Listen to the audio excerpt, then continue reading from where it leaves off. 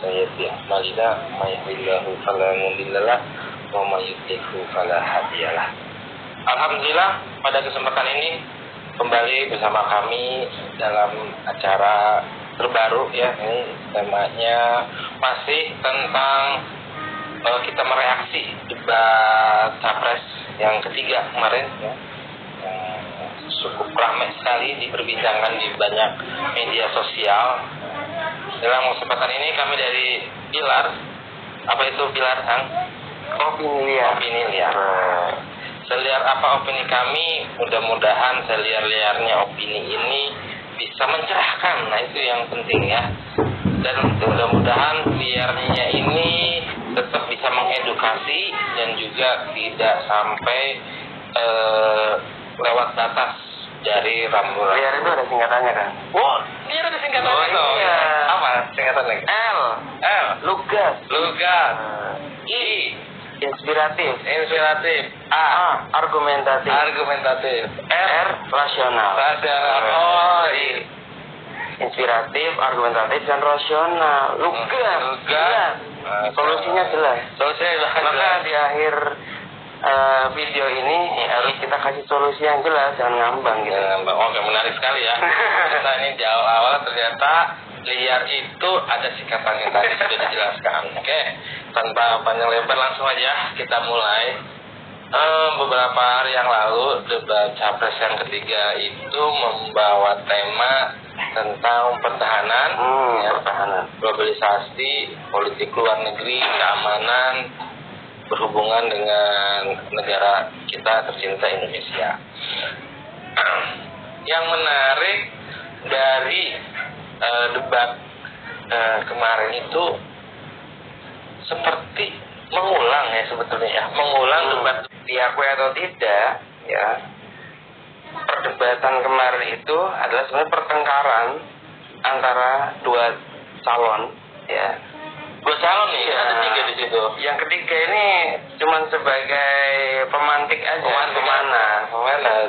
Jadi media-media pun yang menyoroti cuma mereka berdua. Jadi pertengkaran antara paslon nomor 1 dan 2.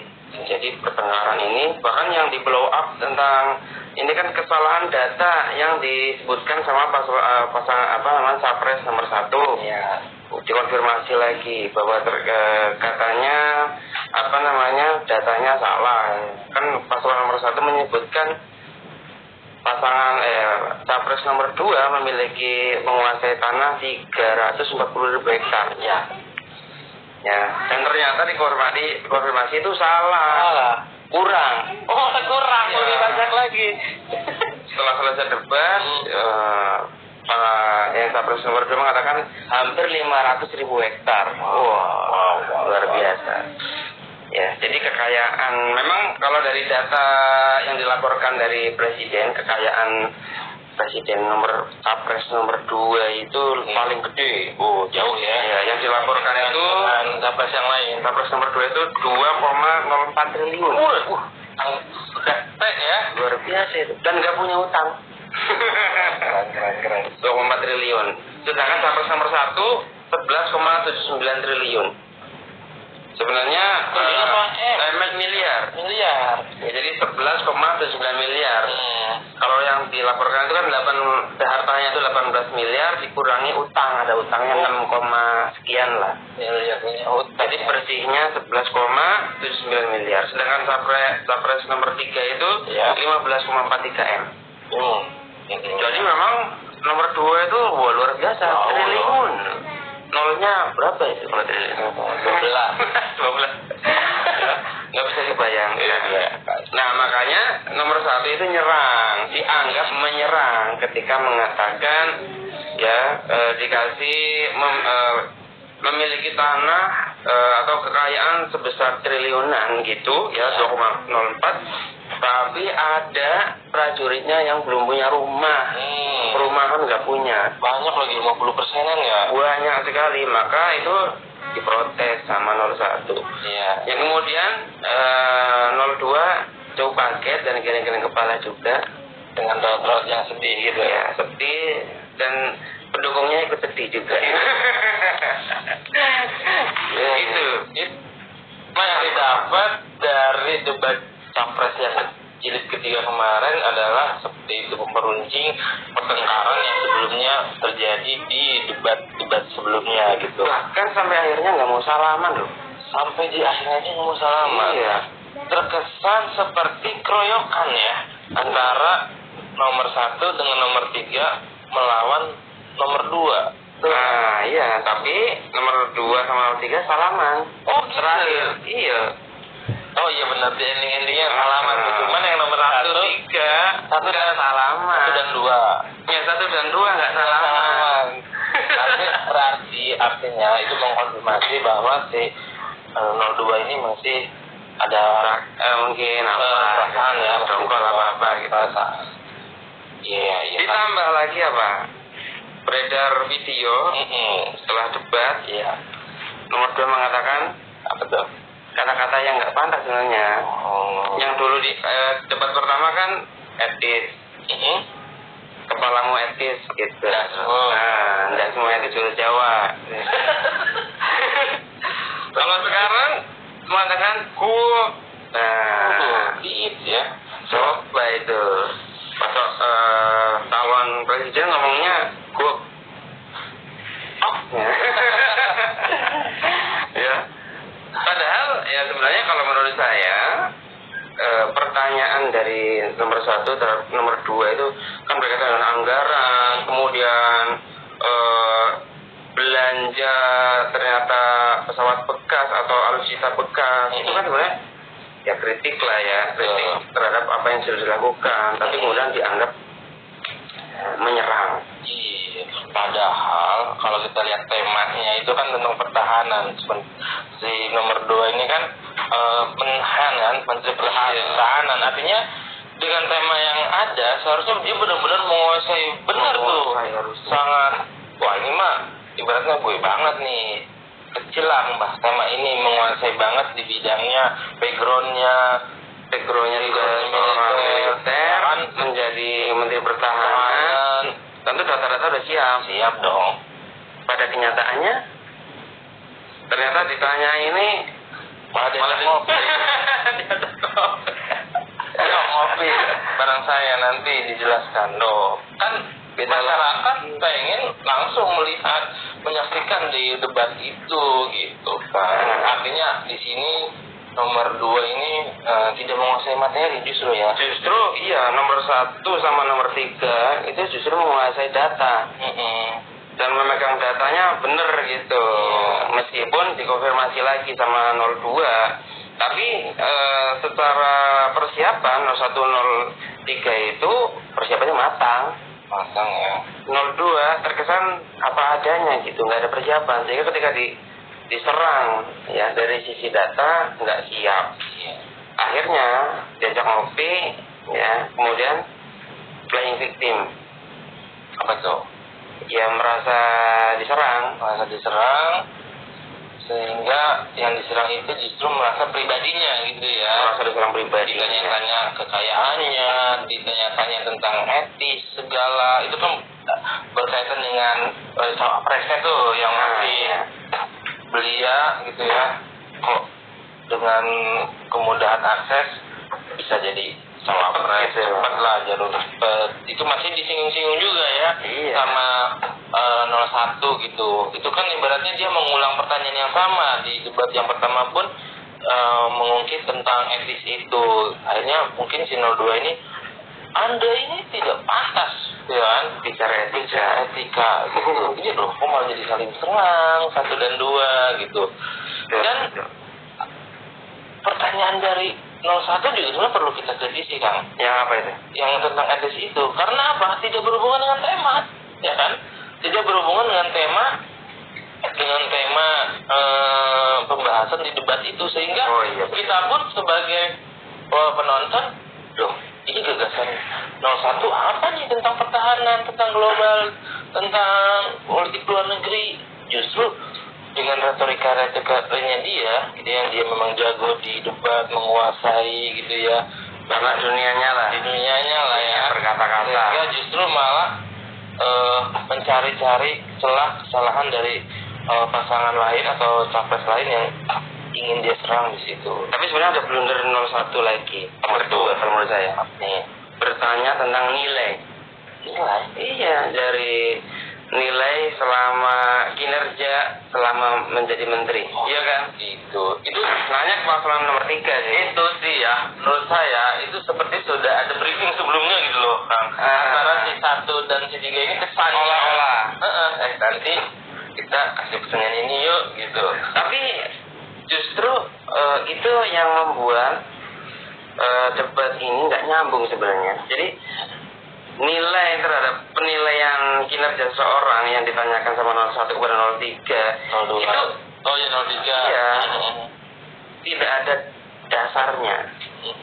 Misalkan 003 menjawab 5 dari 10. Dasarnya apa? Nggak ada, cuma penilaian opini doang, opini pribadi secara itu. Nggak ada data. Ya. Yang nomor 1 mengatakan 11 dari 100. Ya Allah, coba. Gimana nggak merasa tersinggung? Ya. 11 dari 100 coba, ibaratnya 1 dari 10. Ya jauh, itu kan 1 dari 10 kalau dari segi selisih kan 9, ya kan? Kalau 11 dari 100 80. Gimana? Dan rautnya juga seperti raut mengejek. Nah, itu yang membuat debat itu sebenarnya menjadi menurun kualitasnya menurut saya karena menggunakan opini pribadi, tidak ada datanya. Ya, sebelumnya sih bagus sih menurut saya, ada data angka sekian, tapi ketika pertanyaan itu ya mungkin sama-sama nggak etisnya.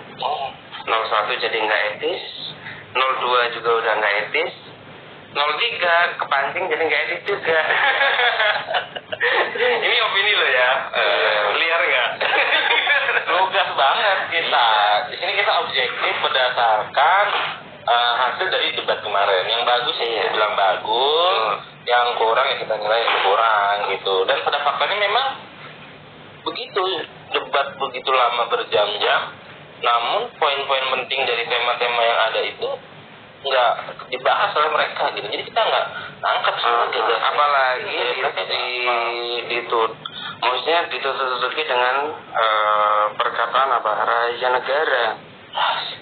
02 kan ketika ditanya tentang ini nggak mau jawab, alasannya nggak bisa dong buka rahasia negara, padahal yang ditanyakan itu juga bukan sesuatu yang rahasia yang dimaksud dari pertanyaan gitu. Kita kan ditanya secara umum anggaran senilai berapa ratus triliun gitu, triliun kan ya? Triliun.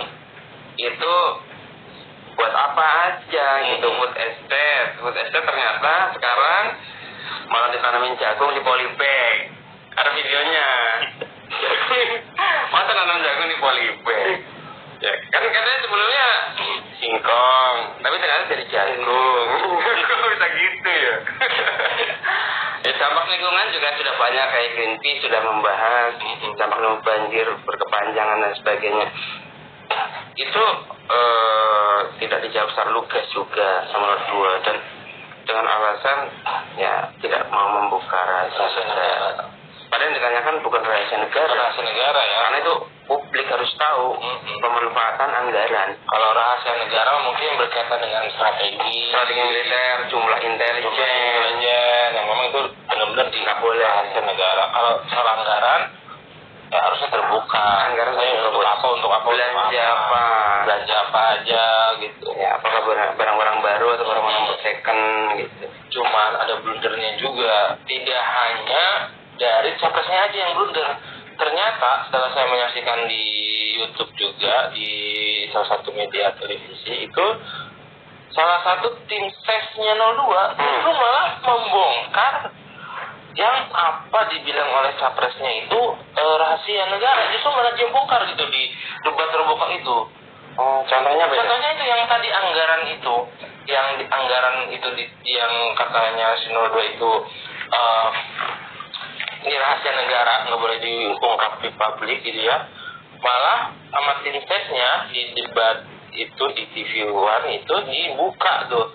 Ini loh, diklarifikasi ini apa namanya, ini anggaran ini sekian, anggaran ini sekian. Nah ini diserang lagi sama tim kenapa itu tidak disampaikan oleh Bapak di waktu debat gitu kan, capres waktu debat, waduh. Artinya benar, bukan kita pertama bahwa 02 itu tidak membawa data real.